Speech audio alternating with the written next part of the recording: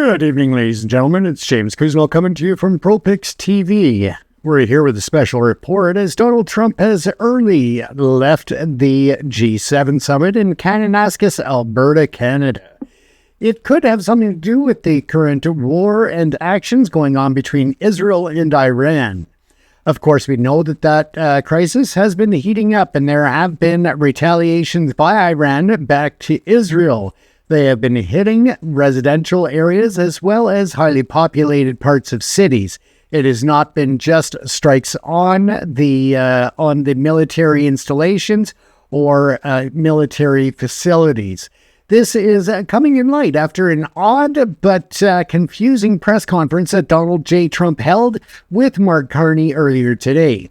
At the G7 summit, when Donald Trump was directly asked what it would take for the U.S. to get involved with the Israel-Iran conflict, he had stated clearly that he did not wish to discuss it, but also at the end of that statement said, "We'll see." Now, accordingly, the U.S. military has been redirecting tankers and other equipment over to the Middle East. With that, the UK has also reportedly sent different planes and equipment going with the Royal Air Force to the Middle East as well. Now, Iran has made threats that they will not just isolate their retaliation towards specifically and only focusing on Israel. They are talking about the potential of hitting certain regions that would shut down the oil supply coming through that area, as well as targeting other countries. So this, again, is breaking news from the G7 summit with Donald Trump abruptly leaving ahead of schedule. It is questionable whether or not the U.S. will be involved in this latest round of attacks against Iran, but it is quite possible. At this time, of course, Israel has been going after their uranium enrichment and nuclear programs. One of the alleged facilities that Iran does not have the capabilities of taking out, that Israel does not have the ability to take out in Iran, is in a deep mountain bunker. For that, they would need the bunker busters, and in that regard, the only option would be for the U.S. to send in their aircraft with the bunker busters that would be capable of taking out those facilities. So again, it is questionable at this point why Donald Trump left the G7 summit so abruptly.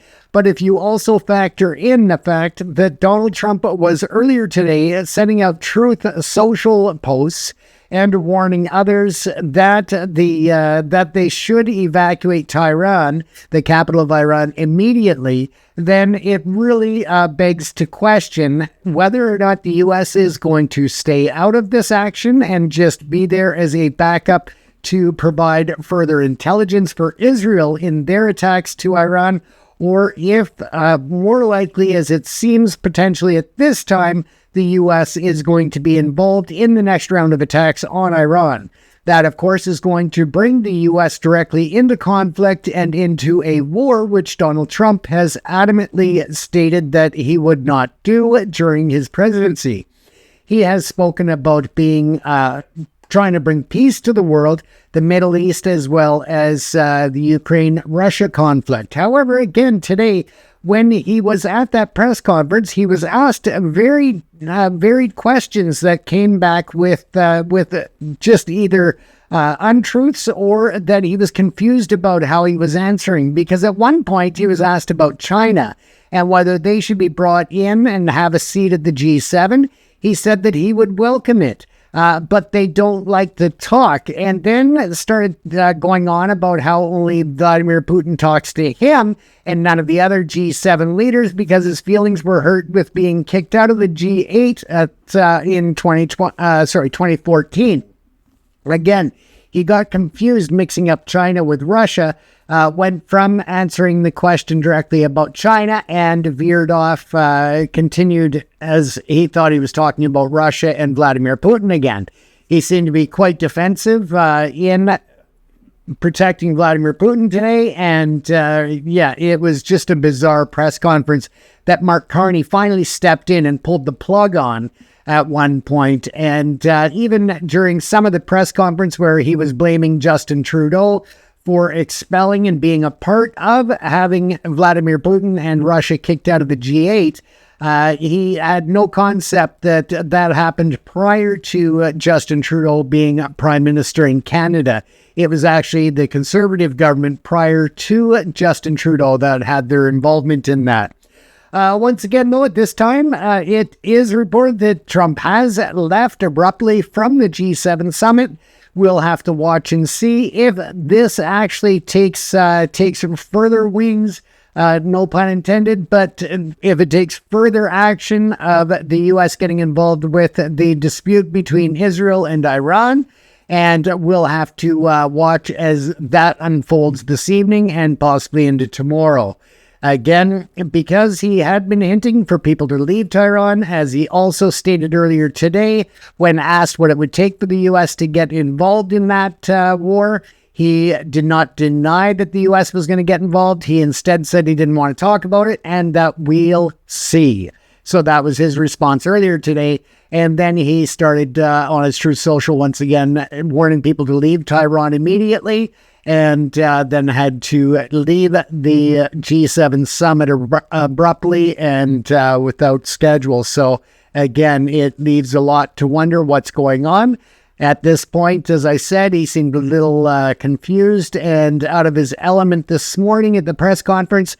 But then with the other things going on, he could have been preoccupied during that press conference with what was happening in Iran and with Israel. So again, it could have been just preoccupation of his mind, focused on other things besides that direct press conference. We'll have to see once again what is playing out there. In other news from the G7 summit, of course, we know that the meetings are off to a start. Donald Trump and Mark Carney seem to be focused on a 30-day period to have a trade deal done between Canada and the U.S. And at one point, there was also talk with Donald Trump acknowledging that a lot of work needs to be done, but he did bring other people with him to negotiate trade deals and to try and work out some of the differences between G7 leaders and the U.S. So again, we'll watch and see closely as to what comes out of that. It did not appear that the EU was focused on getting trade deals done this week at the G7. They seem to be more focused on other issues, such as the various SAFE programs and military rearmament of the European Union. And that seems to be a big part of what they are focused on, as well as other issues like technology, stability, and also different alliances with other nations when it comes to expanding and broadening trade agreements outside of the United States markets. So again, a lot's going on at the G7, some great meetings going on. Narendra Modi will be arriving at the G7, and there are a lot of protesters, pro-Khalistan protesters that are lining the roads between Calgary and Canmore. There are a lot of Khalistan flags being flown and a lot of activity.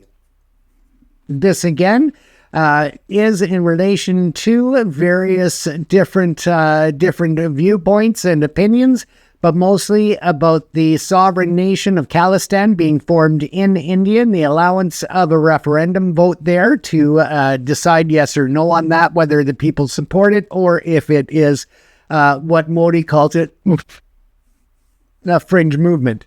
Now, judging by the hundreds of thousands of people that showed up in Vancouver, as well as other locations around the world, to vote in a referendum, it definitely appears to be much more than just a simple fringe movement, as Modi likes to call it. With that said, of course, this morning, Mark Carney also put Modi on notice, stating right up front at the opening that they will be dealing with transnational repression, and that will be a very big topic over the next several days. Now, with Narendra Modi being there and protesters, of course, there is the viewpoint that there should be discussion about the transnational repression and the assassination of Hardeep Singh Nijjar just over 2 years ago in Surrey, British Columbia. At this point, of course, the India government, their law enforcement are cooperating with the Canadian police, and that's the RCMP, and they are apparently cooperating together in looking at this investigation, but how forthcoming India and their law enforcement agencies are with information, we don't exactly know. Once again, folks, you've been watching a special report here from ProPix TV. I am James Cousineau, coming to you from the ProPix TV studios. Leave your comments in the comment section, and thank you for watching. We will be back later this evening for our regularly scheduled live chat with James at 11 o'clock p.m. Pacific Standard Time. We'll see you then. Thank you for tuning in.